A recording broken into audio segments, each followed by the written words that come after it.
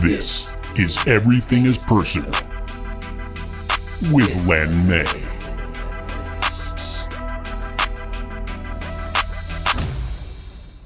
Ladies and gentlemen, boys and girls, welcome to another episode of Everything is Personal.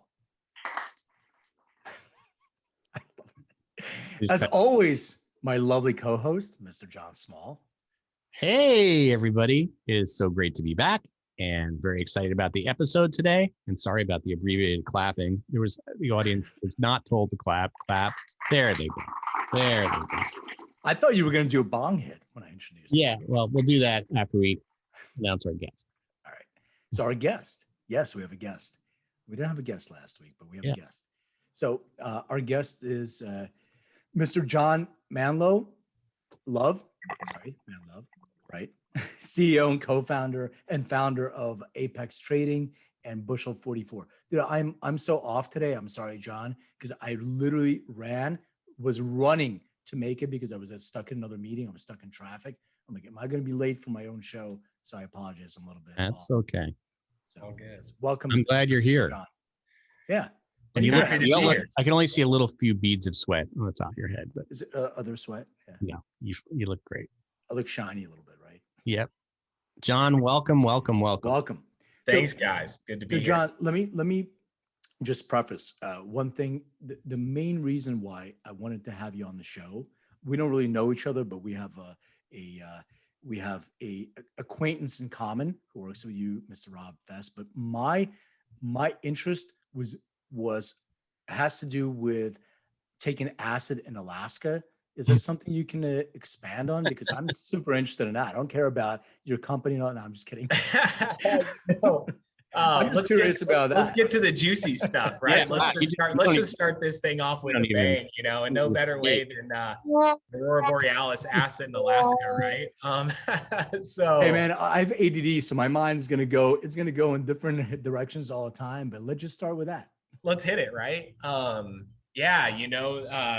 Acid. Wow, nothing against psychedelics. Big fan of them, right? Right. And as I look back, maybe there's certain places that they shouldn't be, and that's probably in the workspace, right? So unless that's what you're doing for your unless you're microdosing, maybe. Yeah, unless maybe you're doing some micros, right? So I think Rob and I, you mentioned, we had the pleasure of entering the cannabis space and launching the first online wholesale marketplace in 2014 called Tradive. One of the founders of that company, a good college friend of mine, he called me and said, "Hey, I'm going to start the Amazon of weed, come be part of it." And I said, "Well, hell yeah, man. Why not?" So that sounded great. So you jumped in, and around 2016, as we had built a pretty big company, we had 35 employees. We had raised about $4.5 million. We were Inc. 30 under 30 company winner. The founder was, he got married and decided, I'm gonna go to Alaska and take a little journey. So him and his wife went up to Alaska. I get this call halfway through his trip, and it might have been the trip to Alaska and his psychedelic the trip, right? I was going to ask, what trip? And he goes, "John," "something crazy happened." I'm like, "What?" He's like, I feel like I've got Jesus and Hitler possessing me, and they're fighting in my body, and I'm not sure which one to go with, and this whole thing. And next thing you know, he comes back from Alaska and thinks he's the next coming of Jesus on the planet. So we're talking like full robe, pilgrimage to Jerusalem, big wooden cross, stop shaving, rope sandals. He went all in, he was serious. Wow. And you think in a workplace, coming up, and that can kind of disrupt a little bit of confidence in the staff and the team. So we were in San Diego at the time, and I moved down to San Diego about 2 weeks after that journey from Portland, and tried to help save the company a little bit there. But it was quite the interesting phone call and experience there for several weeks when you got a founder who thinks he's God, right? So yeah, I think I went to visit Rob at that time in San Diego, and he didn't tell me what was exactly going on, but he said we have some stuff going on internally within the company, but he didn't tell me that the CEO became Jesus or born again. And it's unique that I've had several conversations with people outside the space and investors, et cetera. And I guess, this happens every once in a while. A founder kind of falls off, a CEO might fall off the rocker a little bit and dive into some psychedelics and maybe change their perception of who they are and what maybe they are in the world. So I guess that's the thing about trying to balance life and work a little bit better and take care of oneself. But, to each their own. Some of us find going down the rabbit hole for drugs is a great way. Other ones say, well, maybe I'll just work out, meditate, eat better food, So yeah, I mean, you basically get to hit the same part of your brain when you meditate if you're doing it the right way too. But I find it fascinating because my company does DNA testing to help somebody with a personalized experience with their endocannabinoid system. But part of that, we're looking into psychedelics now too, and it's so interesting because some people are predisposed to getting a psychotic like episode, and if they already know this in advance and they take whatever a hero's dose is for that individual, well, that shit can turn itself on and it can manifest itself as, Jesus in this case, or he could have went the other way and went with Hitler. So I think you hit, it was good that he went with the left or the right. I don't know, John. He went with God. John Small, which one, right or left? Which side is I think right side is the creative side, right? Even right. Although now they're finding that isn't true. But yeah, I think if I was struggling with Jesus and Hitler, it would make me a wreck, and probably nobody would win. It would be a horrible trip for about 8 hours. That's what they say that when you're doing psychedelics, a trip, there's no such thing as a bad trip, even though some people may experience it that way. They say basically whatever it is that's trying to get through, that's the message that you're getting. So if the message you're getting is scary or frightening, got to dig deeper and explore that, not just stop at one. But some people get stuck in that. And now I know there is some treatment that people are doing with ketamine and with the MDMA and other substances to help people get past that hump. So sometimes people get into this hero's dose and they're stuck in that side, but they needed to explore deeper. Like I recently had an experience with DMT. So I went into that journey, the first journey that I did. And by the way, I didn't do my hero's journey yet because I'm scared of it, but I'm scared of it for a reason.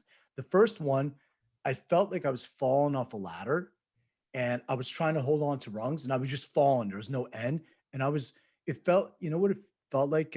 If I can do an analogy, I felt the same way, getting naked and jumping into ice cold ocean. You get that, that whole thing. That's what it kind of felt like the entire time. And there's no sense of time. You don't know where you are and all that stuff. So the second time, and it was like right after the first time, it wasn't like 2 separate days. That wasn't enough. I have to do a little more because I wasn't going far enough. And the second time I closed my eyes. I lost all sense of reality. I didn't know where I was, but I saw these geometric shapes. I have no idea what they mean. I don't know nothing about it, but I went in that. And I was told, did you see those little creatures or whatever they talk about? I'm like, no, but you got to go further. And then some people get stuck in that and turn on the switch. They're in Jesus mode, but maybe what it is, it's an entry into an exploration that they have to kind of go further. And then, like I said, some people are just scared and they get. That's why it's important to have a guide, because when you're alone in that, you might just be like, can somebody get Hitler out of my left ear? I don't know. That was the problem. Is the first time I really tripped, I didn't have a guide. I was with a guy who I barely knew, and we were walking in the streets of Manhattan when it kicked in. I did everything wrong.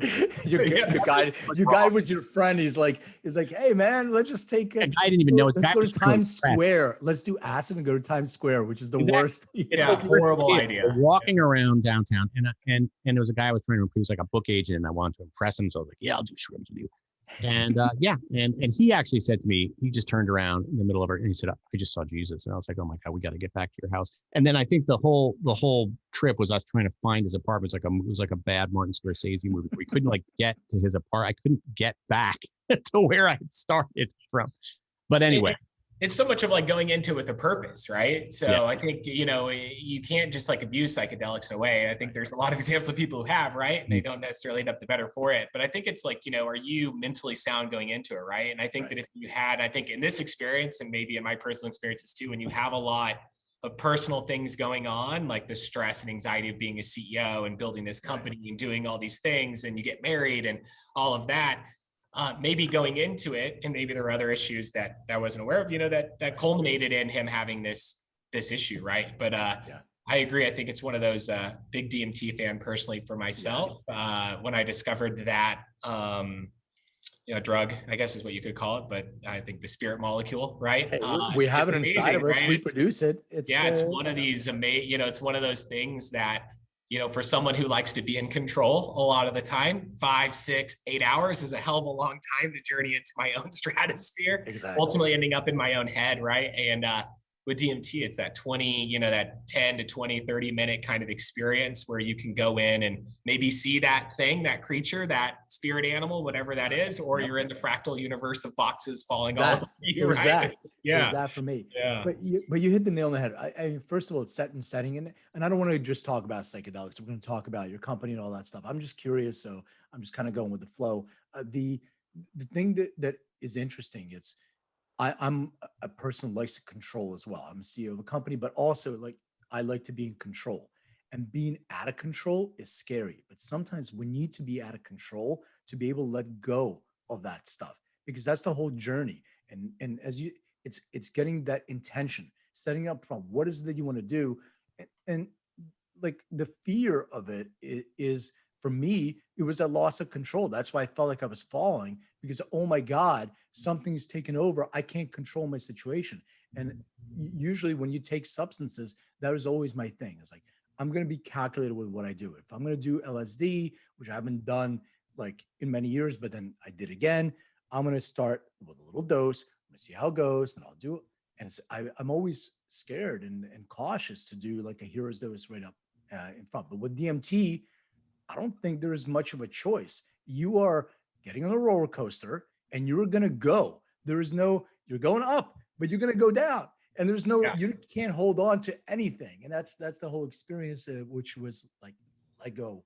The blast off is quick and it's real, man. And it hits you bad. You're like, whoa, what, and I think it's the same. I guess you could equate this to like edibles, when you eat your first edible, you're not probably popping a 500 milligram, right? You're probably going to start with that 2.5.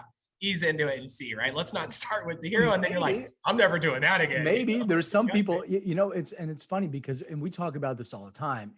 There's some people that are poor metabolizers, right? So if that's the case and they do an edible, John, they do an edible, like for me, I'm good 50 milligrams. I'm good. I have a friend of mine who works with me. 100 milligrams is nothing. Like she'll do 100 milligrams and it's cool. I have my business partner and John, he goes, we're doing gummies. He takes an ear off a gummy. He's like, oh man, I'm so high, I'm done. And this is personalized experience with anything that you do. So anyway, where did you go? Let me ask you guys. Well, let me ask you one question though. Some people who tell me that I was interviewing a pretty well-known, I can't even remember his name, a guy writes and talks a lot about psychedelics. And he was saying that the trip like he had from eating too many edibles was so much more intense and in his case, unpleasant than the trip that he had when he's done like mushrooms or psychedelics. Have you guys have a similar experience? I've had a experience where I've eaten maybe that homemade brownie that you had no idea how much had in it. Mostly like in high school days, right? Where you're just like, whoa. And then you're on the couch and you literally feel like you can't move. Like you just can't get up and you're just sunk and you can't talk and you're spinning, you feel like you're close to blackout drunk, but you're just really high, So I've had that, but it's been a while, I guess, since I've experienced. I think I had one or two. I'm like, okay, I'm going to kind of ease off. Maybe I'm that guy who metabolizes pretty quick too. And it hits me like a ton of bricks. I can smoke a joint all day and be fine. But sometimes those edibles just for me, Yeah. So I'll answer it this way, John, from a scientific standpoint, it has to do with what other predispositions you have. So if you have a predisposition to psychosis or psychotic-like effects or stress reactivity, and you take that cannabis edible, it can actually turn that switch on. So that switch can be like, holy shit, it's not just the edible, how it's affecting my body. It just turned on a whole bunch of other things that I didn't know or existed. Certain psychedelics don't affect you in that way. They hit different pathways. So you don't have the same kind of expression. It was psychedelics having a trip. It just a very, very long trip, but you know what you're going to expect going in for the most time, for the most part. For me, I've had, I don't want to call them negative and positive, but pretty intense experiences with psilocybin. And it's because I didn't know how much I was taking, as John was just saying, that brownie, but somebody gave me this round medallion and they said, hey, and plus with mushroom, it depends on what type of mushroom you're using. There's different mushrooms that have different amounts of psilocybin and different kind and all that stuff, and they affect you differently. But for me, I have this weird thing that happens when I have a intense trip. It affects my body temperature. I start freezing and I'm trying to get warm. And I don't know what it is, but it's something that has to do with something that gets flicked on and I get really cold. And I have to lay down if I'm having that experience. But I want to be in nature. So it's this dichotomy, like I want to put on winter clothes in the summer and sit outside and sweat while I feel like I'm cold. That's a really strange experience, but it's personal. Everybody has their own thing. But I do believe that people go into a psychedelic experience with at least expectations that they're in for a long ride. They're going to have an intense experience. I don't think people realize that eating a gummy may cause them to have a very intense experience. It seems so innocent. They're little bunnies and little gummy bunnies, and you're, oh, it's sweet gummy, and then you're couch locked for 5 hours. I'm going to talk about that. That's another topic about the Pensacola mom thing, but I'll talk about it. I don't want to take up, John's time on this. So anyway, John, where'd you grow up? I actually grew up in Branson, Missouri. Yeah. So right smack dab in the middle of the Bible Belt. That's where I grew up. Went to college at Drury University, a small private school. And then 2 weeks after graduating, moved to Portland, Oregon, and have no intention of going back. So yeah. You like living in Portland? I do. Yeah, I've been here for 11 years now. The city has changed a lot in 11 years, as I think most metropolitan areas have across the country. Some for the good, some for the bad. I always tell people, though, I was in Oklahoma last week. It was really funny. I was there for CanaCon and get in my Lyft, and he's like, "Where are you coming from?" "Portland." He's like, "Portland, Oregon?" I'm like, "Yeah." He's like, "Ooh, stepping into enemy territory now. You got to be careful around here." So I was like, "Oh, and then of course, everyone in Oklahoma thinks it's shown on Fox News is what happens in Portland, and I didn't know what you were referring to. You mean like the demilitarized zone of the capital anarchy? Yeah, they kind of look at it as like, okay, here's Oklahoma. It's a kind of a deep red state. Portland people don't want to be here. You guys are all crazy leftist liberals or out of there or burning the city down or whatever it might be. And I think that there's not the best, I guess it's a kind of false conception around what actually is going on out here. There's a group like everywhere, but overall, I mean, the city is, it's Portland. It's what it's always kind of been. We speak out. We have a big voice and long protest history, and that's just part of the the blood of the city. Yeah, I'm hoping now that the world is going to open up again, that we'll venture out of beyond our Fox News and Sinclair News or wherever, even if you're watching MSNBC, this sort of bias, right? Like that an Oklahoman would have about a Portland person, because all somebody from Oklahoma has to do is visit Portland and vice versa. And you're like, right. The hype is so not true, Portland's pretty weird, I have to admit. Portland's weird, but it's a great city. It has great food. It's got, sure, of course. I've never been. But I hear wonderful things about it. Dude, the cannabis, the beer, the beer, the food, the women. Oh. I was telling you're like our second guest in a row that's from Portland, and I was just telling John and my previous guest, I forgot the name of this place that I stayed at last. It's something Fur.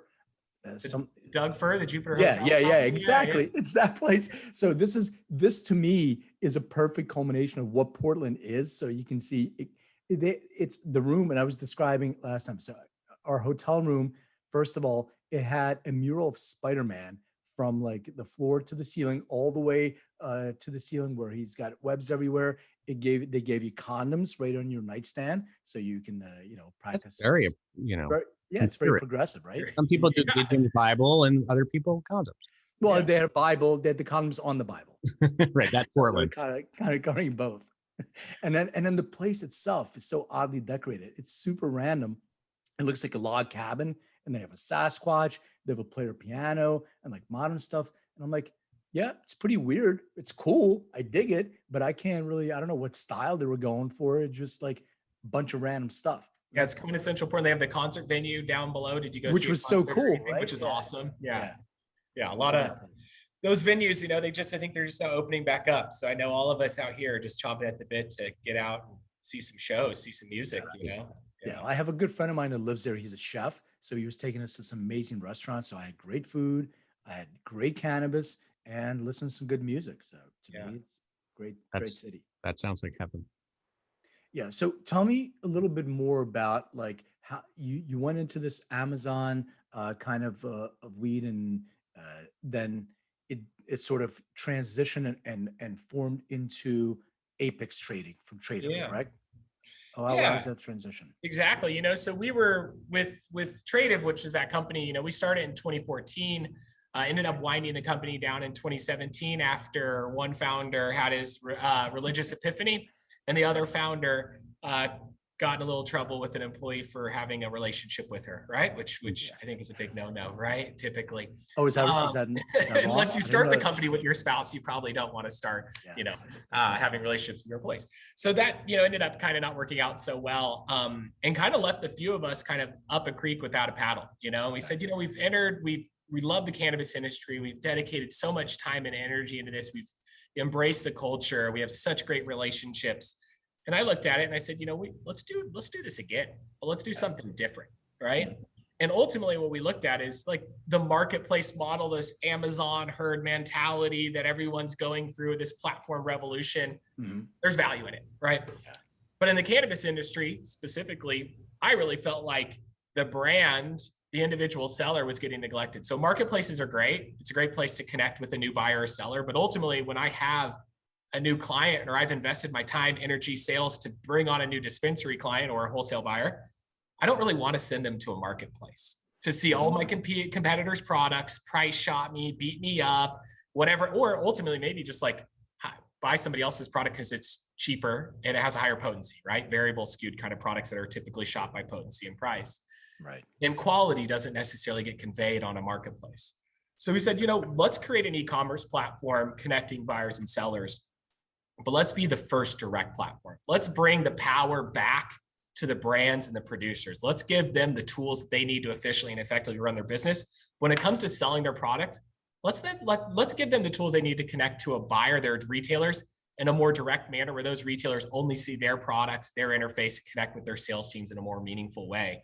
So that was the model, that was the vision. And we launched MVP in Colorado in 2018, just wanted to start in the most competitive market, tech-wise, have been around the longest. So if we can prove it out here, we can prove it out anywhere else. And now we're in states all the way from Maine to Alaska, scaling rapidly and doing really well as a group. And of course, now we have our hemp platform too, which is a whole nother world.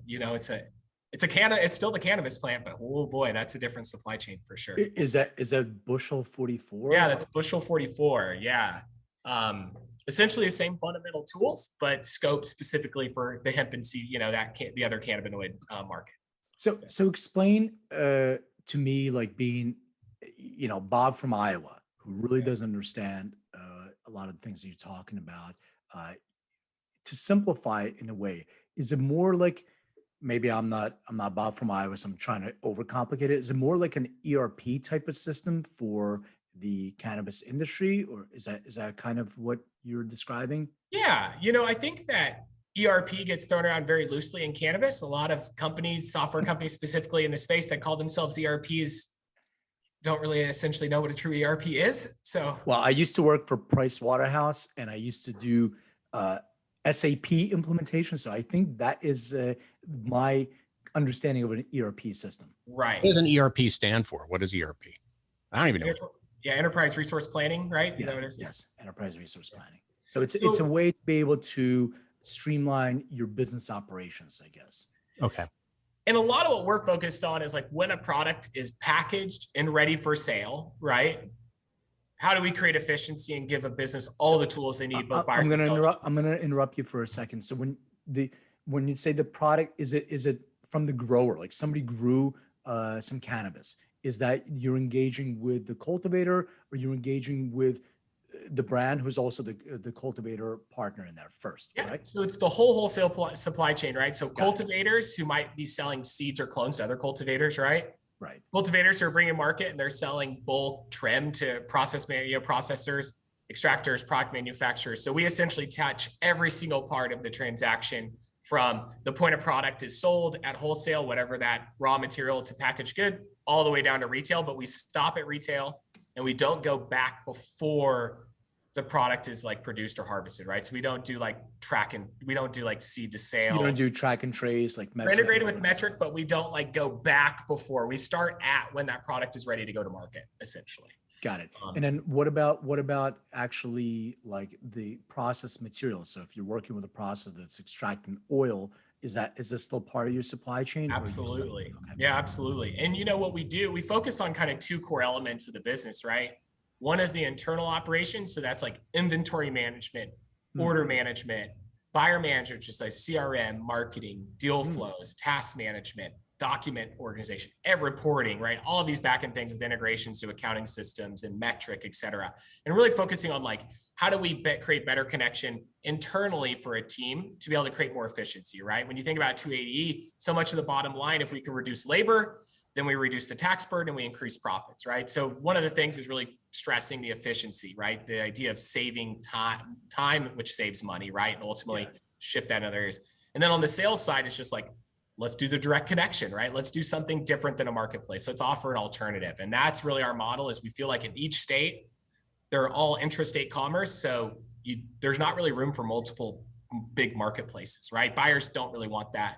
So what we found was like, okay, if we're going to go into a state and compete with these, say a LeafLink, for instance, we have to offer something different. We have to be different. And that's what we've done, right? And it's proved to be very successful in a lot of the markets that we've been able to focus on and enter. So you said interstate commerce. You mean within the actual state, or you go through? Yeah, within the actual state, right? So each state is its own, centralized software essentially where they can only see each other. Right. And we just felt like, if you're in a state where there's 40 producers and, 20 retailers, there's probably not room for two marketplaces, right? There's just like, but there's probably half of those producers who go, I don't really want to be, I'm a craft producer. Like I have a premium price point. I have terpenes through the roof. I don't want to just get graded on THC, right? I'm organic grown. And they're like, we want something different. We need a little bit different tool. And that's where we kind of come in and provide that alternative. Yeah. Got it. So you measure quality as well, all the different, what about integration with testing and everything else? Yeah. So with Metric, we can fetch lab testing, and then, looking through some other ways to, make testing more accessible, even downstream to the consumer, right? Creating greater transparency to a consumer about what's being produced, what they're ingesting, et cetera.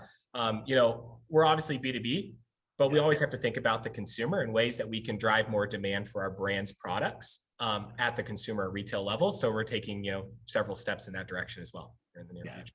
Yeah, you definitely offer a DNA test to everybody. So that way, when the consumer gets it, they'll know which one of your products or which products align with. John is smiling. John's no, I like it because I'm pushing my own company. We're doing a deal right now, John. This is how deals get done. This is sort of how it happens. I'm watching it kind of like it's like the right curtain is being pulled back. This is how. No, I was just thinking it just made sense. If you can have your end of a line score with the different products, then when consumers or even brands, first of all, you'll know what's more personalized for the individual, but also for the cultivators. Because when I have my cultivation company, one of the things that we always struggle with, what the hell should we grow? Like what's good? What should we grow? So I was like, oh man, I love the old school stuff. Let's grow some Northern Lights and some kosher Kush and all that stuff. Nobody wanted it. They wanted OG. It was like an OG market all the time. So you grow OGs, you're going to be good. But I'm like, but you guys don't understand. This is craft count. Nobody gave a shit. So this is the whole thing. If you can go back to the cultivators and you can tell them, instead of growing 40 different strains or chemovars, focus on 5, because 5 are most efficacious and they're more aligned with what individuals want, because they have the most robust terpene profiles and cannabinoid ratios. So that's the information I think the cultivators would want to know. Of course, so much of it's a name game, right? And it's frustrating, I think, too, for a cultivator, because like, how much time do I have to spend on Instagram to know what's trending, right? And then I got to go source the damn genetic. Then I got to cultivate the fucking thing, right? Which Yeah. takes a lot of time, right? Some R&D, tweaking, refining, getting your mother, all of that. So it's like you have a long cycle to bring to market the product. Yep. And then by the time you bring it to market, it's not trending anymore, right? And it's funny. What do you 'cause mean? Gorilla Colorado- Glue number 4. Oh no, Gorilla Glue was so hot. What happened? It took me, 8 weeks to grow this shit, if I'm lucky, and or 10, and nobody wants it anymore. Yeah, it's and it's funny. It's kind of cyclical too. So like in Colorado, we had seen where there's this big push for exotics, right? And this is like 2016-ish, 2017, big push, right? Everyone wanted the exotics. And then it came back like 6 months later, people kept asking us, can I find a Durban poison? Does anyone have Durban poison or Jack or any of the, whatever these staple strains I are? have some. I got And some we're from like, South Africa when I was there. it's like nobody has it, So then it's kind of weird that it is this kind of ever evolving kind of cyclical thing with strains. And it's like, I think it's like California obviously is where things get hot and they trend. And then it takes a few months for Oregon or other states to catch up. And by the time it gets to the Midwest, like that's not even the hot thing anymore. That was like, oh, that was last year, That's why we got to get rid of the name. Like the names got to go. We got to have some other form of way to communicate to people to understand this is your cannabinoid profile. This is your terpene profile. This is the expected, outcome that you'll probably have based on your genetic predispositions, and that's it. These names, and I've been talking about for so long, but they just don't mean anything. There's no association with anything because we don't have those land races anymore. It's all crossbred, and it doesn't even. Well, there's lots of examples where, hey, if we put this strain up on the shelf and it doesn't sell, we'll just go back and relabel it and then it flies off the shelf. Right? That never happens, John. That never happens. Right? Never happens. Yeah.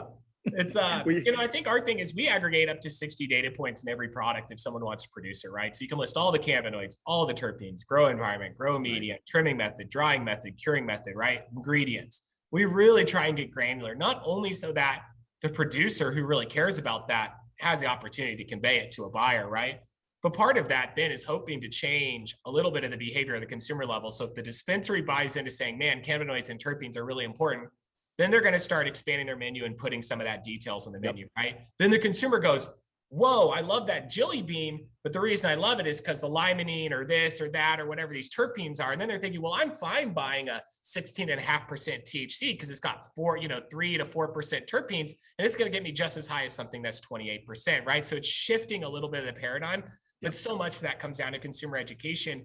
And we can even think about like, what's CBD? What's CBG now? What's CBN, right? So there's all of these new terms about the endocannabinoid system, and consumers are like, how do I catch up to this, right? Terpenes, what are terpenes, and it's just like, yeah, terpenes exist in, throughout all agricultural products, right? Like they're there. Like when you taste something, that's it, you hit the nail on the head. It's exactly what, I've been preaching forever. It's about all the components of this plant, and terpenes, and not about the names and that the amount. I tell this story, like when we had a cultivation facility, the number one wholesale chemovar that we grew was this Gorilla Glue, and everybody loved it, and because we stressed it properly, we cured it properly, and testing wasn't required back then. But when we actually tested it, they were coming back like, how much THC is in there? It's great. I'm like, 16? No, come on, man. We have shit that's 25, 20. No way. I'm like, yeah, it's 16. No way. And they didn't believe it. And you just said the reason why is because you have a fully expressed plant the way it's supposed to be consumed. So that's the right. It becomes that numbers game, right? So that when the retailers are going, I have to purchase over 20%, I'll never purchase anything under 20%, right? Yep. Then it just shapes this whole thing of like, now cultivators are going, well, I'm only going to grow the staples that I know are heavy, heavy testers, right? Or I'm going to go find the lab that gives me the extra couple points I need on that percent to get it up, right? That doesn't happen either. Yeah, right. Never, anywhere. So I think it's disappointing. It almost does a disservice to the consumer in a way too, because we're so caught up in this numbers piece that then it comes the lack of education around, hey, there's these other cannabinoids in a product, or these terpenes, or, for me personally, like something that's grown organically versus something that's grown with salts has a dramatic impact on how I feel after I consume it. And I can tell, like I wouldn't even have to know, but I could smoke the two of the same strains grown different ways. I go, that one's with salts because I can feel it, right? My body, I can tell the difference. And that's important, right? I think that's something that gets lost a lot of the time in the market. Yeah, and the one last thing I want to say about this is the governments themselves, because of their lack of education, they are they are proponents of this. Like take Canada, for instance. So Canada doesn't allow any branding or real marketing. So you have no differentiation. The only differentiation you have is the percentage of THC. So it's like the same market as California and Oregon and Colorado was 10, 15 years ago. Like, oh my God, how can I get 30% THC because I'm going to sell more? That's what's going on in Canada because they're not educated at the highest level. The people are making the legislation around that. Right. So, yeah. What's Bushel 44? So it's a hemp specific platform. So it's, it still has a lot of the same, it has all the same feature sets. It's essentially built on the same development stack. So everything we build for one launches for the other, but inventory is specifically designed for CBD products. So just think of like biomass, right? With the state of the material, right? So you're not really, that's not something you would ever categorize in cannabis, but in hemp, it's very important, right? Absolutely. So we really focus on just curtailing specific inventory to work for that. And then of course, with Bushel, there's opportunities more for like normalized payment processing, typical type of transactions, even though you have a federally legal crop now that you still can't really get good fair banking or insurance or anything for anyway. So let's, that's probably another podcast episode. But yeah, it's our hemp platform, so we have clients, we actually just signed our first client up in Peru this week. So, we've even started to touch the international waters and figuring out how to get deals done across continents, which is a lot of fun because it's not something we'll ever probably won't get to do for a while in cannabis today, You think it'll ever happen for psychedelics? Probably one day. I mean, you've got, Portland's got theirs, Colorado has theirs now, right? I think we're going to start seeing more in that realm for sure. Think about consumer education. There's a lot of education to do on psychedelics as well, but I think it's getting there. I think there's a lot of people who are finding the idea of medicinal benefits cannabis, and now there's others, of course, think of veterans with PTSD or anyone, right, with suffering about the effects that ayahuasca or whatever they've decided to use has really impacted them beneficially. So I think the more great news there is, the more great stories are that people read and get into main press, the stigma tends to kind of start to slip away a little bit more. But look how long it's taken for cannabis, and we still have a long ways to go. I think it's going to be accelerated much quicker in a psychedelic space. And the reason why is because cannabis showed them the way. They removed a lot of the restrictions on the psychedelics, and they're doing clinical trials. We've never done human clinical trials on cannabis, because for many reasons why we weren't, but you have a phase 3 MAPS supported trial on MDMA. Think about it. 15 years ago, we were in the clubs dancing at raves, or, 15 years ago, for me, it's more like 25, 30 years ago. All right, whatever. Many years ago. 30 years ago. Yes, yeah. Exactly. It's that.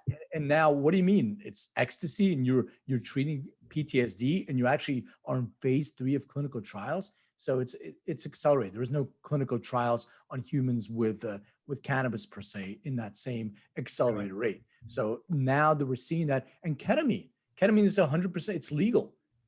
So, and you're getting ketamine treatments everywhere, and that's becoming a big trend. So I think the stigma associated with those things is not the same as, Nancy Reagan with your brain on drugs kind of thing they were trying to push down our throats.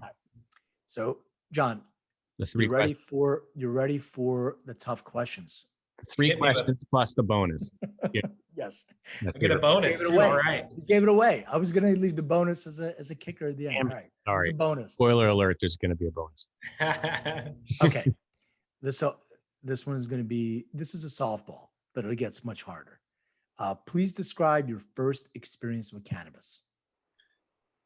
Great. I was, my sister, okay, I'll just go. Okay. So I got to think about how to phrase this one. So yeah, I was at a party. Statute of limitations. I was a young partier in my days. So, I got introduced to partying at a young age. I think I was about 15 years old. I was at my sister's boyfriend's cabin on the lake in Branson, Missouri. We were playing Power Hour, where you take a shot of beer every minute when a song changes, right? It's 15 years old, right? So fairly inebriated after this hour. Wait, I'm gonna pause you for a second. Explain this game again because I never. So it's a Power Hour. So you put on a playlist, and every minute a new song comes up. So every minute you have to take a shot of beer. Well, it turns out being like 4.5 beers in an hour, right? So it'd be a decent amount, right? Something like that. So hit it hard as a youngster. And at the time I was a big athlete and pretty against cannabis, kind of scared of it, right? So a sibling of mine comes up and she goes, hit this fucking pipe. I'm like, what? I'm like, what? No. It's crack. Hit it. It's crack. Hit it. And then here's her boyfriend, all these older guys circling, and like the pressure was on, the pressure was on. Of course I hit it, sure, whatever. Yeah. Probably spun out and went to bed with it right afterwards. And then, I've probably been a very frequent cannabis consumer ever since. It was an experience. Fell in love with it. Yeah. Fell in love with it. Yeah. So started trying to do my own little growing there at home when I was about 16, and been passionate about it ever since. And maybe that's why I'm here. There you go. Yeah. That's cool. Okay. So what was, let me see if I can phrase this question so we can, John and I are both big music guys, and you were talking about music and songs. So is there a go-to kind of album or a song, something that you really like to listen to, whether you're consuming or not, but this is sort of your go-to kind of music? Yeah, go-to. There's probably have two different ones, right? So if I'm more on like an uppity, I love Slightly Stupid when I'm thinking about smoking, it's great. And then I'm a big classic rock guy, so I always go back to the Dead, so Big Dead, even like the Dead and Co. now, I'll still just jamming out, listen to that. Those are probably kind of, I'm thinking, I'm in the smoking mood. It's probably one of those two typically, right? All right. So a controversial question. And by the way, I was at a Dead and Co. show with I'm not a Deadhead, even though I've been to a bunch of shows. I appreciate it, but it's really never connected with me. I like the whole social aspect of it too. So who's a better guitar player, Jerry Garcia or John Mayer? Oh my God. How do I, you're going to offend people either way, right? Right. Exactly. That's the point. They're different. But you know what? Everything John Mayer's doing at Dead Co. Live, it follows in footsteps of Jerry Garcia, right? There's some foundation. So I think you have to go with Jerry, right? I mean, you have to kind of lay that out to say, yeah, John Mayer's got his skills. He's got his thing. But if you still go back and you think of like Mayer in the early 2000s, you can't call him a better guitarist than Garcia, right? On that sense, he's evolved. But Garcia, got to. Good answer. Yeah. I got into a whole argument with them that technically, I believe that John is a better technical player. However, if you embody the Dead, it's Jerry. I mean, there's no question about it. Who's a better drummer, Steve Pert or John Bonham? That's the question. Neil Pert. Neil Pert. We can think about that. Really? You think Neil Pert? Who's a better drummer? Yeah. Neil Pert or Bonham? Well, it depends. So don't forget, I'm Neil shocked also. You said Neil Pert because Neil. It's not Neil. To me, it's Bonzo, because Neil is a great jazz drummer, but he also sings, right? So as a musician all the way around, Neil is a huge contributor. Bonzo cannot be replicated. Like, there are technical players that can play how Neil plays with jazz, time in mind. The power of the drums that lead Zeppelin, that's Bonzo. That's why he can't be replicated. They can't do this together, in my opinion. So I love Zeppelin. Yeah. I mean, I can't, when you throw it up, it's like favorite rock band, Zeppelin, all that. I love classic rock, don't get me wrong. But when you think about the evolution of that band, all the different albums, each one's a little bit different. It has it embodies, rock and roll, and it embodies the evolution of a band that just is amazing. You just can't beat it. I can always sit back and turn on Zeppelin 3 and just be like, okay, it's awesome. Yeah. I like Zeppelin 2 better, but Zeppelin 3 is great too. All right. What has cannabis meant in your life? Wow. What has it meant? It's allowed me to create a family, and I think about that as like, I'm the CEO founder of this company, and it's provided me a lot of great opportunities to learn and grow as a person, both professionally and personally. But for me, it's like the ability to build a really great company. And you know, I look at it as like, you know, we have 18 employees now, but I look at it as like really there's the extension of that. There's like 40 or 50 of us because our families, right? So Right. it's providing the opportunity to do something I really love, that I'm passionate about. I think there's, you know, you can't really overstate that being able to go to work and really enjoy what you do and be passionate about it because this plant is something you genuinely care about and enjoy. I think can't be understated. I love it, you know? And I like the sense of, you know, building this community, this group and being embraced both by the culture, and as well as embracing it. And then having this company and this group of family that, that is amazing, you know, and there to support them and me. And it's just, yeah, it's been a great ride. Yeah. Yeah, Can't wait I for the love that. future. Yeah, it's great because I always say the same, like the sense of community in the cannabis industry, there's nothing like it. Anywhere you go in the world, you smoke a joint with somebody or whatever, you have a relationship that you automatically build.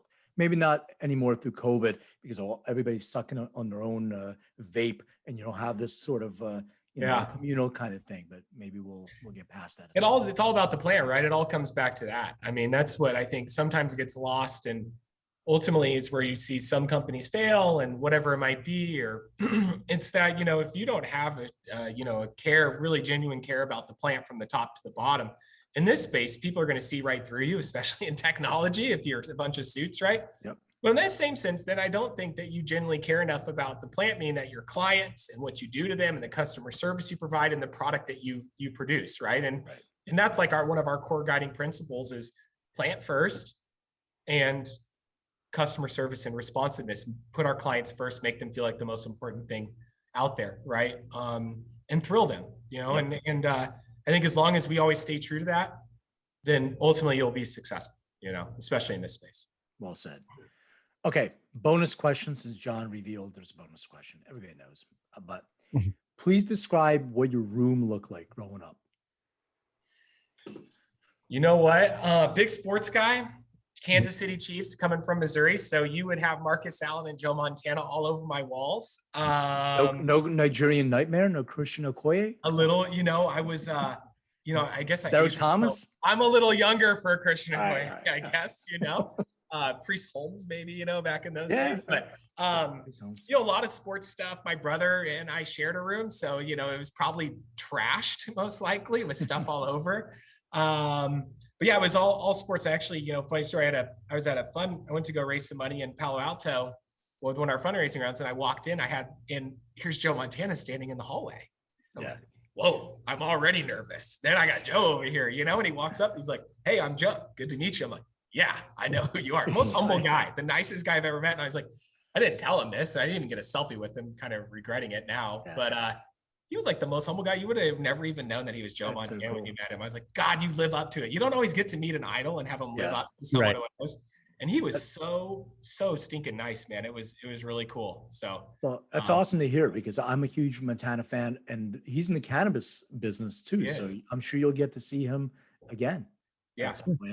And then you can get a selfie next time. Yeah. I think it's just weird when you're like, hey, Louis, you know, like, oh, very weird. I never do that with people at all, but I know a lot of people. My daughter, she meets everybody and she's always walking up. Mind if I take a whatever selfie or Instagram or Snap or whatever?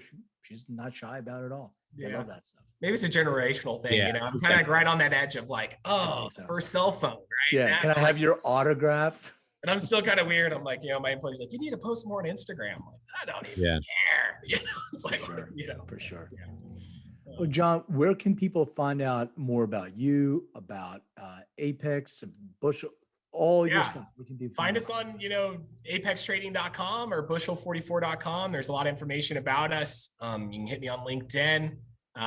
If you want to find me, you'll find me through the regular routes. But yeah, visit the website. It's great information about what we do, testimonials from clients. And you know, if you're inclined to try and hit me up, give me a shout. I'd be happy to converse. Well, thank you. I think this was great. And I really appreciate the work that you guys are doing because you hit the nail on the head. We have to use a much more formal method when it comes to this. If we're going to get out of the dark ages, we have to move into what you guys are doing. That's the way to get out of this whole thing. I just grew some weed. Here's a bag of weed. It's a real business. It's a huge multi-billion-dollar business, and we need the systems to support that. So I appreciate what you're doing. Thanks so you. much. You're here for it. I appreciate the time, guys. Yeah, it's great being here. All All right. Thanks. Peace. Thanks. Yeah. I love the bong hits, man. It's the best. He knew how to get off right away. Yeah. Like he's off. I know. He's just, that wasn't even that like an awkward transition. He's just off. He's an experienced Zoomer. He is. That guy, that's a professional. You brought it's.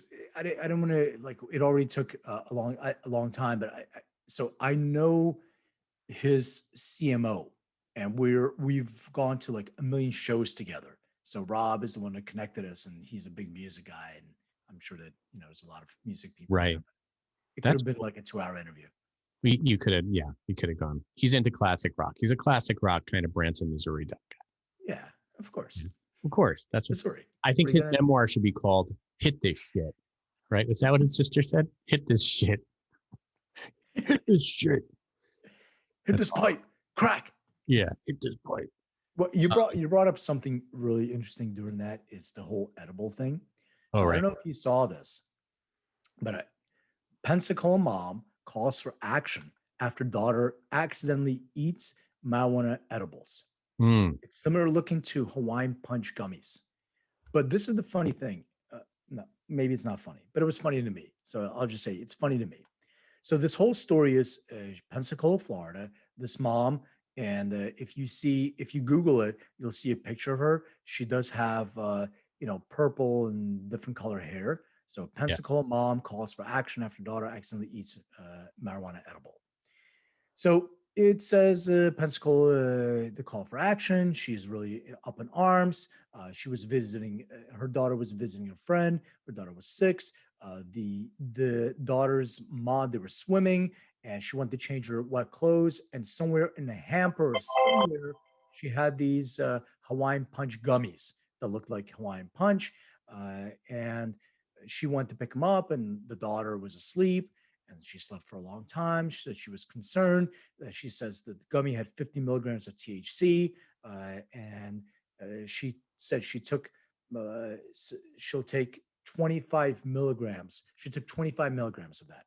And she was really, really concerned. And she took her to the hospital, the Poison Control Center. And that was it. There's nothing happened. She just slept and woke up. Right. And the Pensacola, the Florida Poison Control Center says they're seeing a spike in children consuming marijuana edibles. Really bad stuff.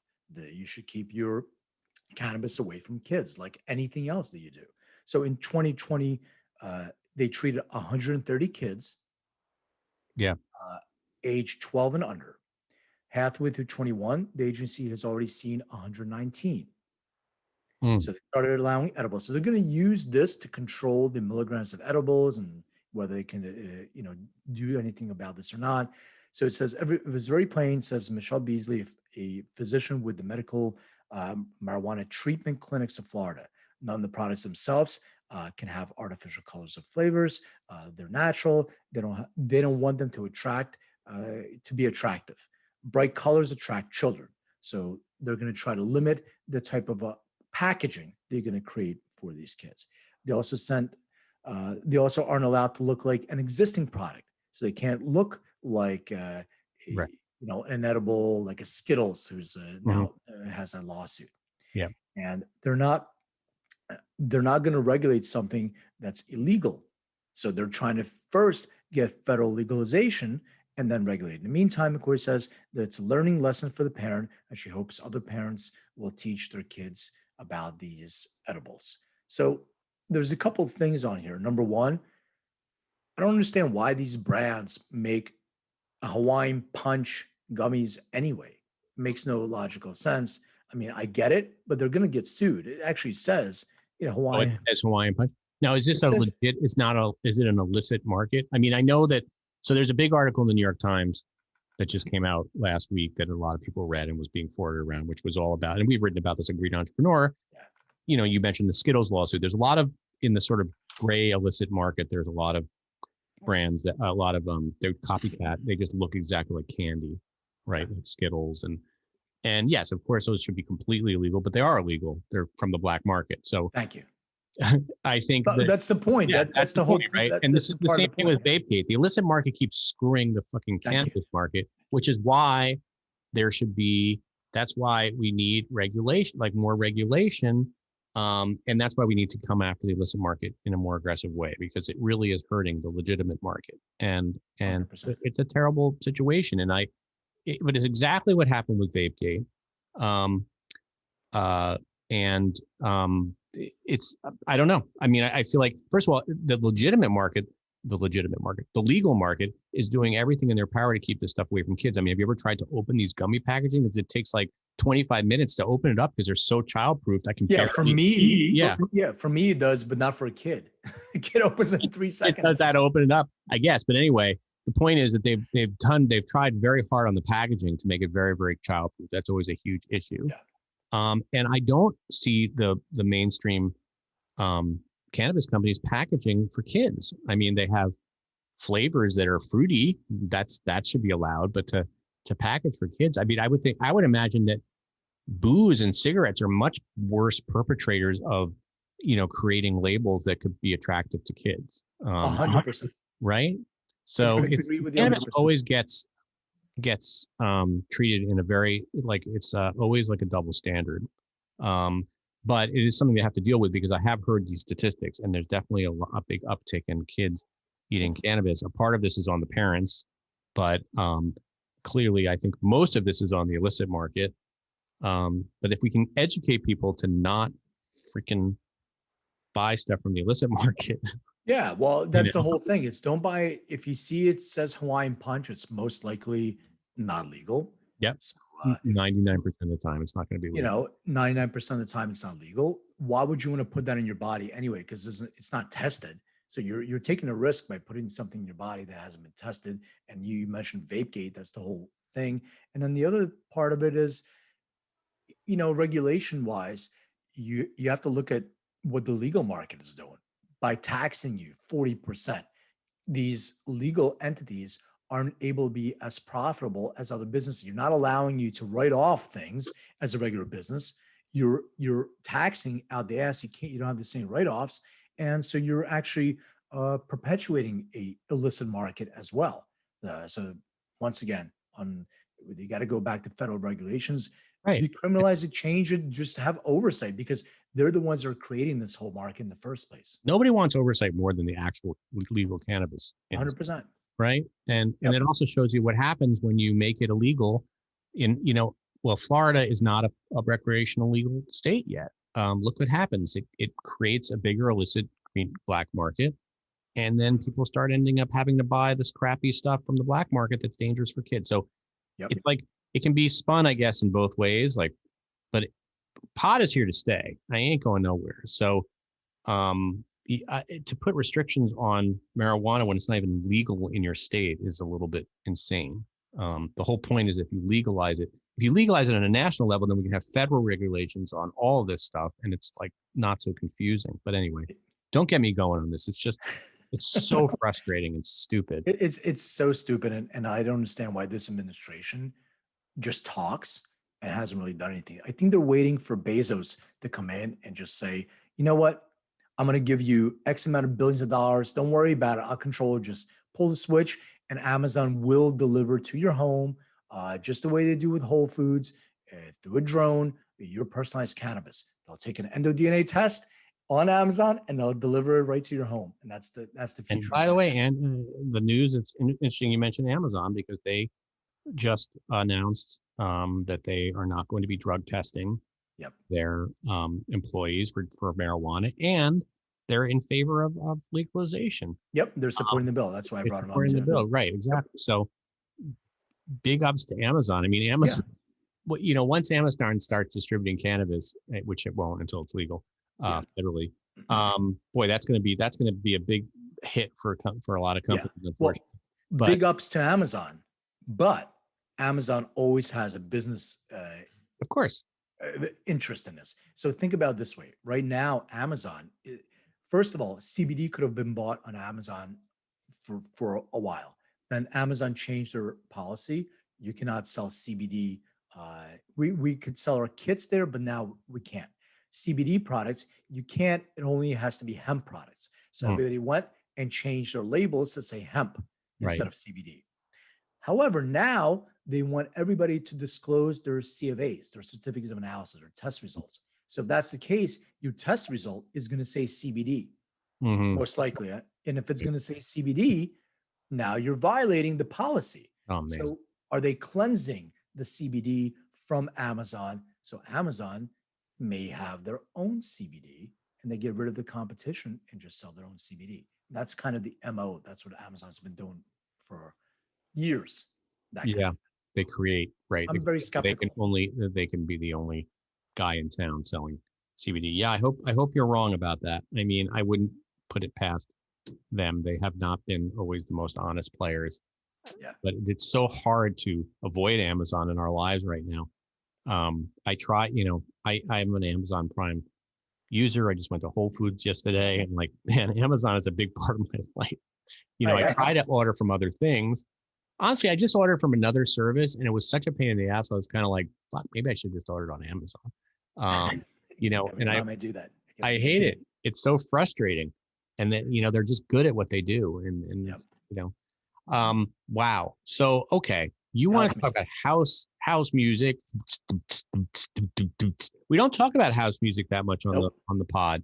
And I kind of forgot that you were like this closet fan. So I am down to play some of these songs. I'm out of the closet. So this is the reason why I wanted to play this.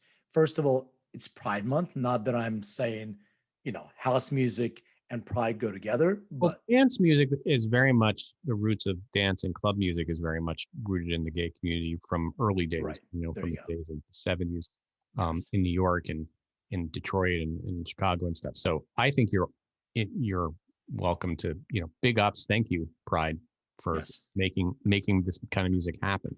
Yes. It's not that only people who are LGBTQT listen to house music, but they certainly were largely responsible for creating it or getting it popular in the club. Absolutely. And then the other thing, what really drove me too, is that for Frankie Knuckles and Pride, so NME magazine, that's the dance music magazine, they did their top 20 best house music songs of all time. And I started Wow. going through that list and I had a lot of disagreements. And I Wow. was like, yeah, I know it's very controversial. No, it is. I mean, I think this kind of music is controversial because it depends where you grew up a lot of times.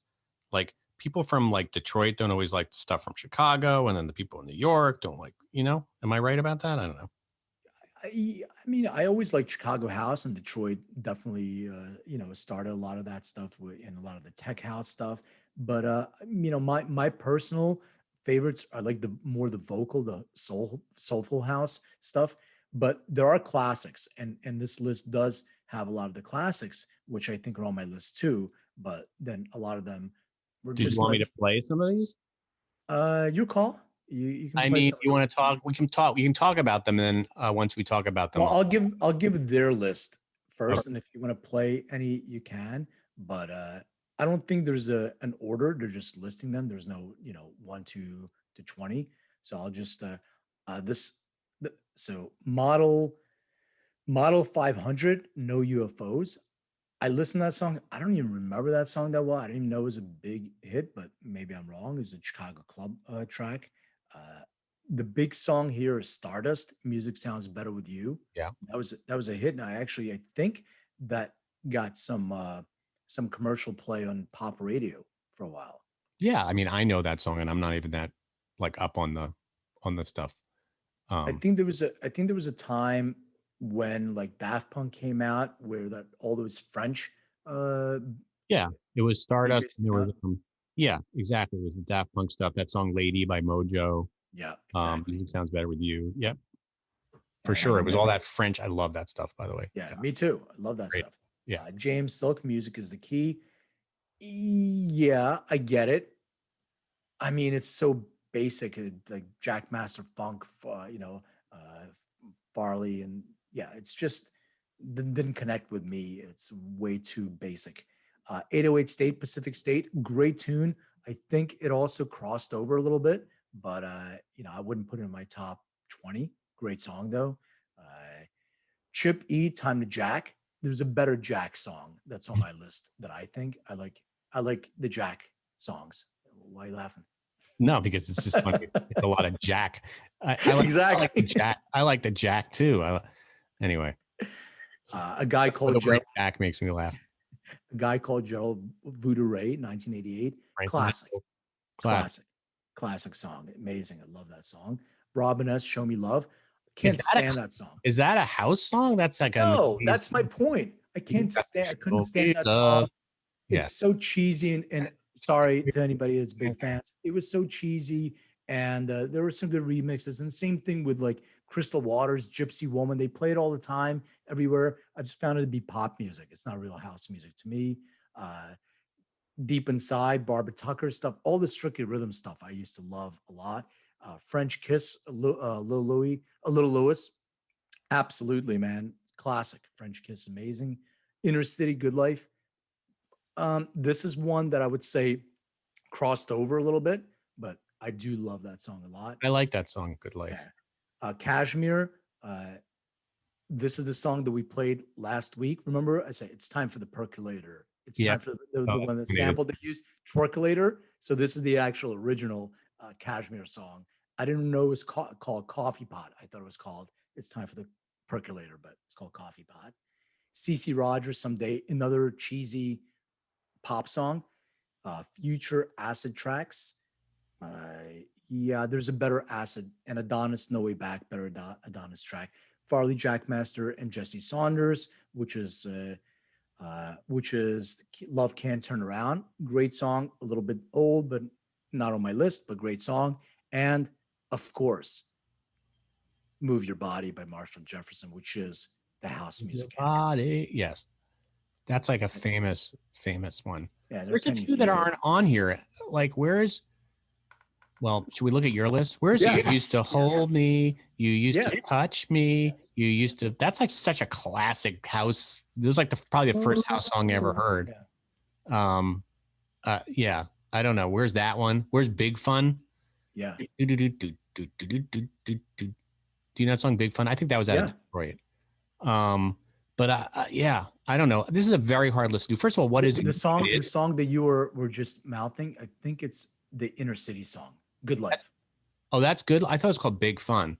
Okay, maybe I'm wrong. Maybe they had. I know it's Inner City, but I think Good Life was a different one.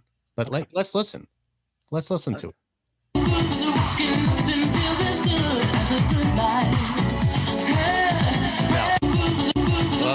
How do I stop it? I don't know how to stop it. Could you hear that? Yeah. Okay, good. Yeah. All right. So you want to go through my list? Let's go through your list. We can play some of the songs if we want. Play some of them. So first of all, because we mentioned it, let's play the Marshall Jefferson Move Your Body so everybody knows what we're talking about as far as the house music. Okay, Move Your Body, Marshall Jefferson. You talk about it while I look it up. Yeah, I mean, this is clearly, it still holds up to this day.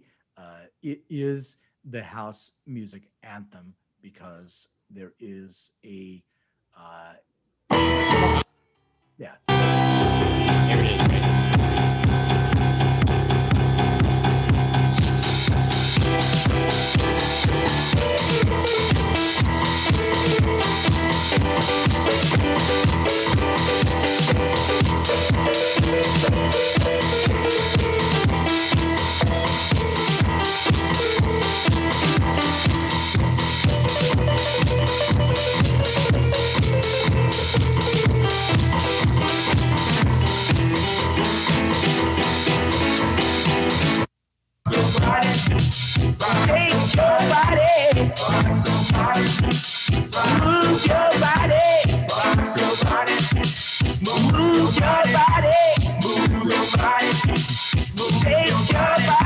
Like just totally so good. Right? I mean, that is so good. 1986, man, but it still holds up. Like people play it now. with different remixes. So I love that song. Great song, and absolutely one of the best. There's also, let me see what other one. Here's Some of the one- definitive one- ones. yeah. So the one that you just were talking about, Ralphie Rosario. You Okay. used to hold me. Right. That's a famous one, right? Famous one, the Masters at Work remix. Which is, All right, let me listen to that one. Masters at Work. Hopefully we can find this. Ralphie Rosario, you used to hold me. Yep. You used to hold me. Here we go. You used to hold me. I'm going to fast forward a little bit too. Oh, we want to hear the Masters at Work version too. Is this the one?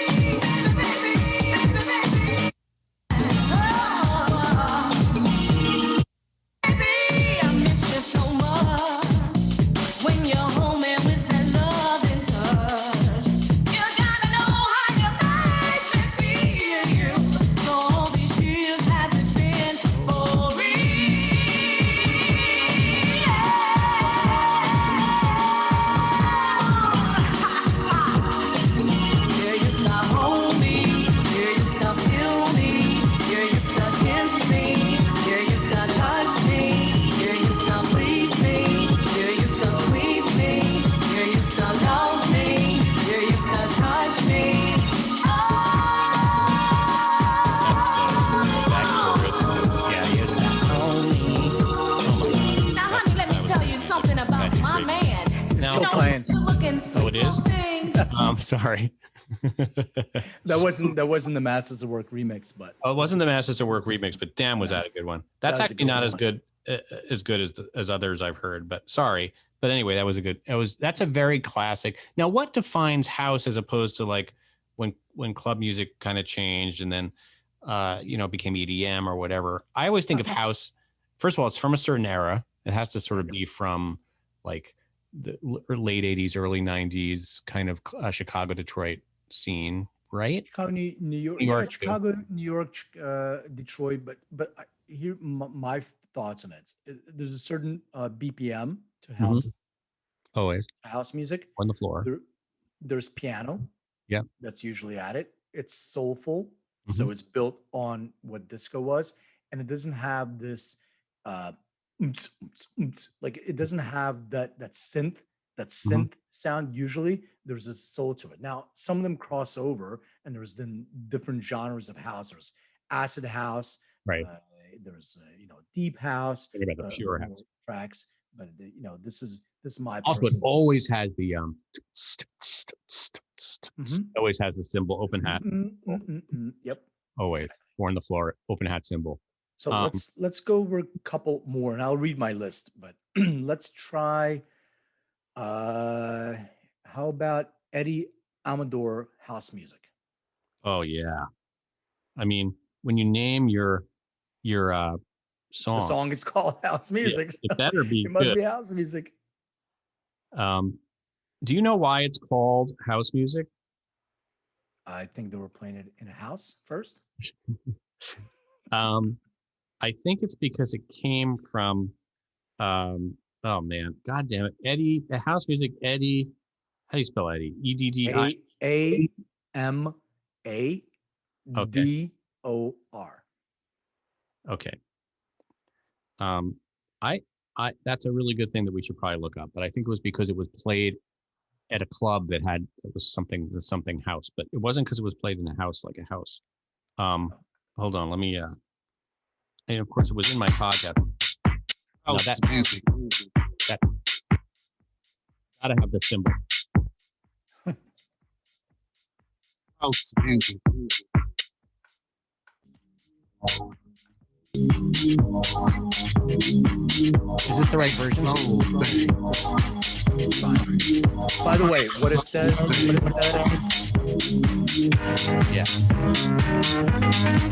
Yeah. What it says, the exact origins of the name of house music is unclear, but the consensus says that house music was named after the Warehouse, nightclub in Chicago's South Side. Chicago's record store would attract fans on emerging sound by labeling dance records as they played at the Warehouse, which became shortened to House Music instead of Warehouse Music.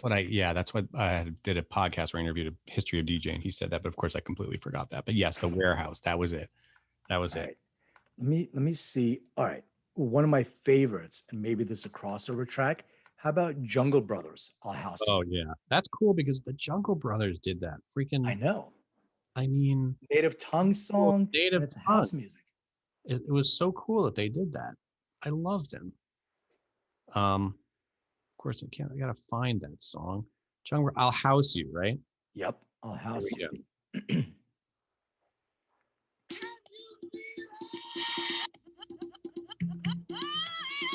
JB's y'all. Yeah. JB's y'all. Oh, yeah. Check this out. Girl, I'll house you. Girl, I'll house you. Girl, I'll house you. You in my hut now. My hut. Girl, I'll house you. Girl, I'll house you. Girl, I'll house you. You in my hut now. When you're in my hut, you know what's up. Let your mind be free. Relax your body. Jump, Jump a little higher. Jump until you get tired. House your body. That's it. Wasn't that good? I mean, I damn. love that song, man. That has a little bit of the Big Fun thing going on in it. That It does. It does. Yeah, that's dope. They're probably most known. Sometimes they're like most known for that song, and they're I know like it's so rap, strange. really like a hip hop group, but they just happen to do a house song. All right, let's play one more. And Okay. then we'll rest One this more. out. That's spelled W-O. No, I don't know which one to play. Damn. it's so hard. What's another one? What about the Bucketheads? Damn it! I love the Bucketheads. I'm just maybe Peter Heller, Big Love. It's The more bomb. The classic. Bucketheads. The bomb. Yeah, they did have the bomb. Yep. Yeah. The bomb is, but that one everybody knows, I think. All right. Yeah. What other ones did the? What other? What else? What other one do you think we should do? Peter Heller, Big Love. Oh yeah. Oh, people are gonna go crazy. When was the first time you heard Peter Heller, Big Love? So I was in a club in Philadelphia called Revival, and if I'm not mistaken, Josh Wink played it. Maybe I'm wrong, but this is back in what year was it released? I would say this is early 90s.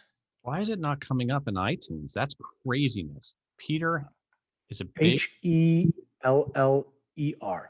yeah. Big Love. Peter Heller. Pete.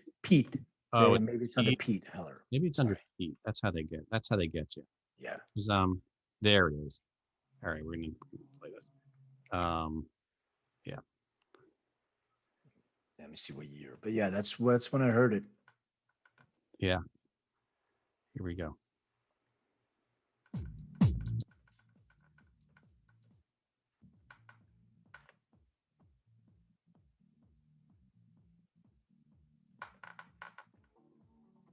I can't hear it. Right.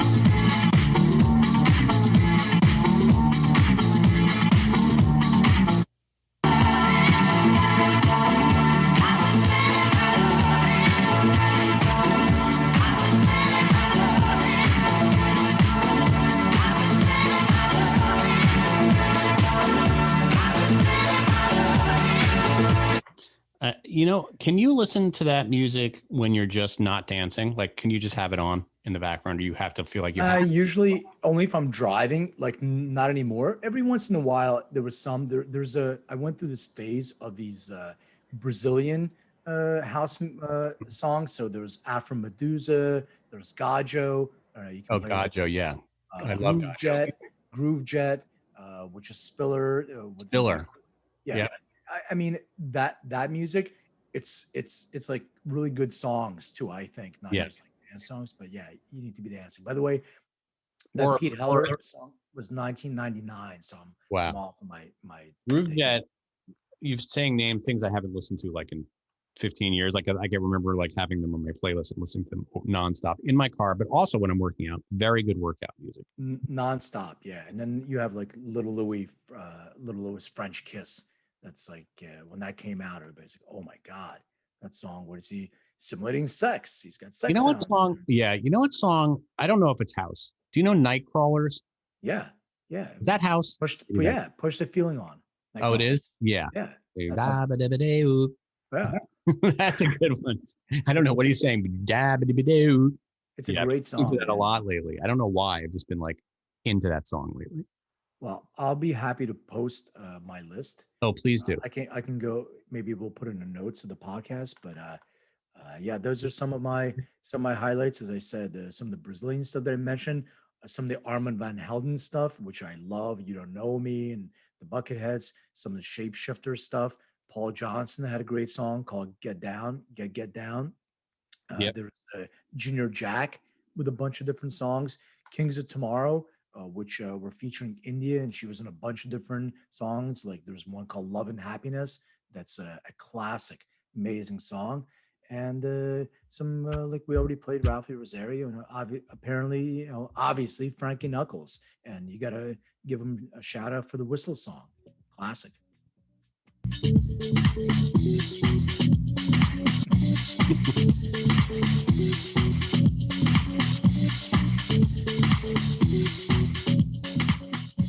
That's a good way to end it.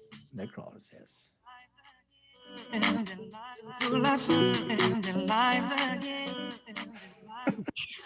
All right.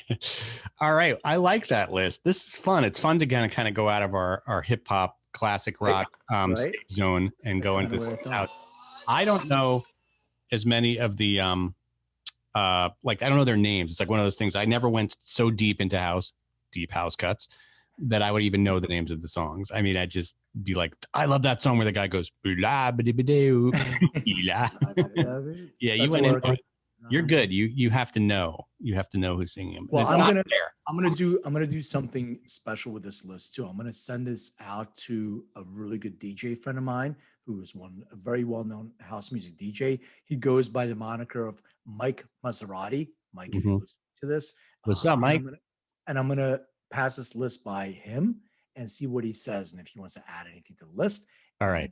And we will put this list in the description. I will make sure that Tommy includes it in the description. And yeah, this is a great house introduction for those who are just looking to kind of span the history of house. Yeah, they don't play a lot of house music anymore, but I went to see the Frankie Knuckles tribute where the girl got stabbed to death. Oh, great. I don't know if I told that story before, right? I don't know if you've told that story. Did she get stabbed with knuckles? I should not be laughing. It's the worst. It's a horrible story. I always laugh at the worst moments. It's okay. You're nervous. It's a nervous laugh. Is it? I'm not nervous at all. Rest in power. Thank you to this girl. By the way, what shirt are you wearing? I see cacti. Yeah, this is I just was up at Joshua Tree this weekend, and so I decided to buy a Joshua Tree shirt. I love the color, and I love my Joshua trees. And I smoked some Joshua trees while I was up there too. Nice. Yeah. Nice.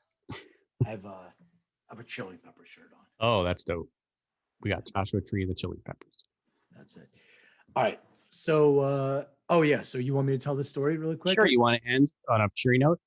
Yeah, it's a great story. Okay. Well, we'll do Have You Heard too, and I have a question for you on Have You Heard. Do you want to hear the absolute hottest grime song that's out now that my daughter and I were playing the whole time we were in Maui, or do you want to hear a new song that's hip hop and it sounds like old but it's new? I think I'm going to go with curtain number 2 because I love my hip hop old. What do they call that now? They call that boom bop. Boom bop? Yeah, they call boom bop. They call the old school hip hop that we like. The new kids are calling it boom bop because I have no idea. Yeah, because it's like boom bop, like the beats go boom bop, and it's funny because you listen to old hip hop and it does all go boom bop. And now it's more like That's a mumble rap. That's future. Yeah. Future. You don't know what they're saying. By the way, my daughter and I did an experiment because I was arguing with her. You have no idea what he's saying. Yeah. So we try to figure it out. Then we get the lyrics. And we read the lyrics. I still don't know what he's saying. So it doesn't really matter. Yeah, there was words that he was using that I don't know what they mean. That rap Panda, which I do love, Panda. You know Panda? Yeah. If you look at the lyrics, I got broads in Atlanta. That's the only thing I can understand. He says, I got broads in Atlanta. Yeah. And then something about Salabar. I don't know, but it doesn't make any sense. Fanta. Panda. Yeah, you're right. The lyrics don't make any sense because it doesn't really matter anymore. It's just about the soundscapes they create, as my son has told me. So, the lyrics mean something to him because he's always laughing at the lyrics. It means something to him. It speaks to him. It's their music. We're just old folk. I guess so, but I mean, I try to talk. He plays me stuff I like. I freaking love Eddie. What is it? Danny Brown. It's some of the best stuff I've heard. I try to listen to new music as much as possible, and I do like New Music Fridays on Spotify. Mm-hmm. And if I like 2 or 3 songs out of the 50 that are there, that's a good Friday because it's just so much bad music, like too much music, but so much bad music coming out. But right. If you look at the lyrics for Designer's Panda and you combine and you look at the lyrics for One of the Future songs, at least there's certain words he does use his own words like bando. I don't know what the hell that means. He just put band and an O so it rhymes with whatever he's saying. But Future's lyrics don't make a lot of sense, even though I do like because he's from the future. I guess I don't know. Do you want to hear the Frankie Knuckles? Story? I story? Can't wait. It sounds like it's going to be. It's fun. It's a fun story. It's a fun story, except it has a little bit of a sad ending. Well, I mean, it depends how you look at it. The sad part for me that my night ended early, but somebody did have to die, so I was very upset about that. Yeah. So went to this Frankie Knuckles tribute. Frankie Knuckles, for those of you that don't know, is one of the legendary house music DJs. Passed away. They had a tribute in a club in LA, and I don't really go to clubs much, but I haven't heard house music in a long time. Frankie Knuckles.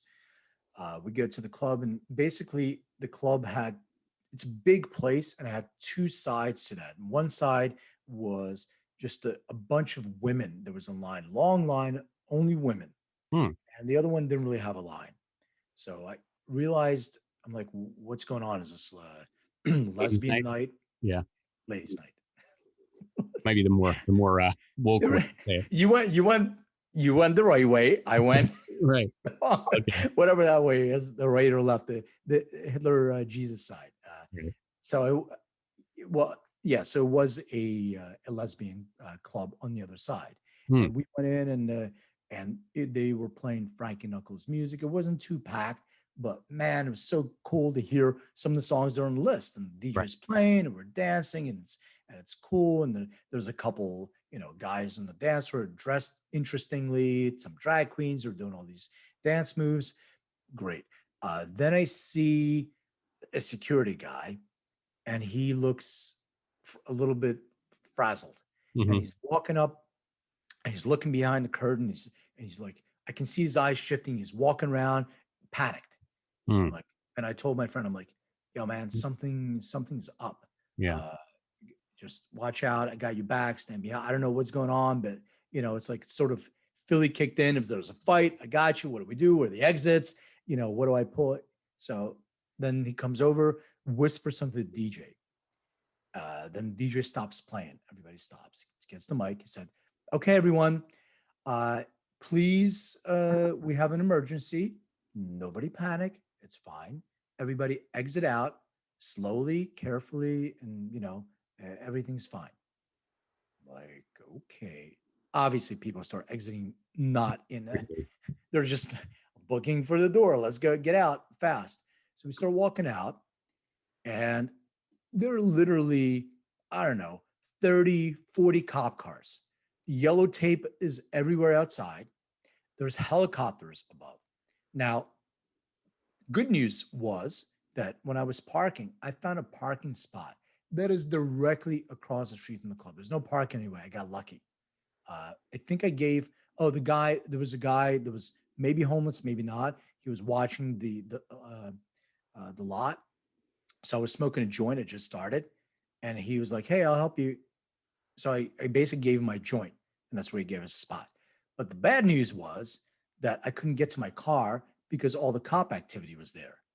And then the helicopters were there. So I was with my friend who happens to be black, and she's like, I'm a black woman. There's helicopters and cops. I'm getting out of here, no matter what. Let's go. So we walk like literally 6 blocks all the way in the opposite direction. It took us forever to get to our car, but before we went, I tried to find out what happened. So apparently what happened was at the club next door, the attached club where they had the female club, there was a love triangle. One of the girls stabbed another girl to death in the bathroom and waited till the cops got there to arrest her because she was cheating with another girl. So her girlfriend could see it. So basically 3 lives ruined. The girl that got stabbed died. The girl that stabbed most likely is going to go to jail. And then the girl that has to burden all that love triangle stuff. So it was one time I go to a club, and that's my experience. But I did get to hear Frankie Knuckles. So you got to hear Frankie Knuckles and the worst, most depressing love triangle story. I should play Bizarre Love Triangle. Bizarre results of that. What song you want to share with me? All right, let's share.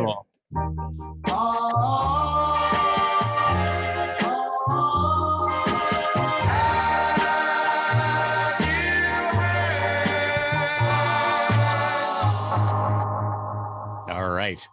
This is the portion of the show where we share songs with each other that we might not have heard before. Yes. So don't look because I'm not looking. I'm closing my eyes. I accidentally closed down my browser, so I have to do it again. I'm closing my eyes. I'm going to play something while we're waiting. Watch this. Oh, why is it not working? Oh, it's not playing. That's funny. It's not playing? I was going to play something while we were waiting because I thought it'd be fun, but not playing. Okay. So, you want me? All right. I'm ready to go. Do your thing. Here we go. Yeah, you may have heard about the gangster of love and the space cowboy, but I'm gonna whip the cat on you right now. Had more trouble, trials and tribulations. It doesn't stop now.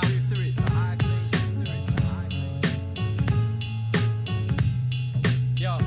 I walked in the saloon at high noon, the moonshine sipper. Spit a new rhyme till it's hasta la vista. The king blue twister, smash a transistor. It's the high plains drifter that had to resist the sickness of the city life. I'm sat by the river, a packet of Rizla and a flask full of liquor. Make the locals ask who's the mass figure. Fill a page with the pain, the scenes you can't picture. The last heavy hitter, so many consider me to be very bitter. Switching up my delivery, stitching up my injuries and flipping imagery, mixing toxins till I'm lost in the synergy, drowning my misery.